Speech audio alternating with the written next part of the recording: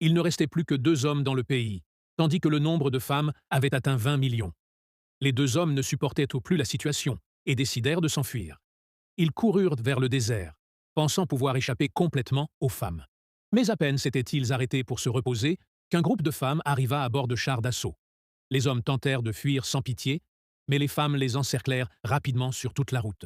Elles discutaient joyeusement de la manière de séparer les 2 hommes, mais ceux-ci refusèrent leur offre. Ils supplièrent la commandante de leur accorder une nouvelle chance de s'échapper. S'ils étaient capturés de nouveau, ils accepteraient n'importe quel accord. Contre toute attente, leur sincérité toucha réellement la commandante. Après avoir retrouvé leur liberté, les 2 hommes décidèrent de fuir séparément, convaincus que l'endroit le plus dangereux était aussi le plus sûr.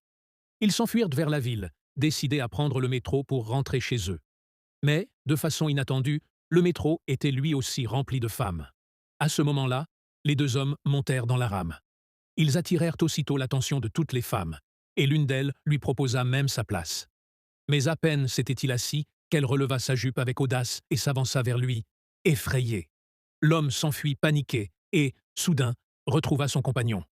Il s'avéra que son ami avait subi le même sort. Convaincus que la ville n'était pas sûre, ils se retirèrent à la campagne pour se cacher. Mais cette nuit-là, alors qu'ils dormaient, des femmes étranges apparurent dans leur lit. Face aux gestes suggestifs des femmes, les 2 hommes s'enfuirent terrifiés. Ils fuirent de nouveau vers le désert, où ils rencontrèrent 2 hommes qui profitaient d'un pique-nique tranquille. Ces derniers les invitèrent chaleureusement à partager leur repas.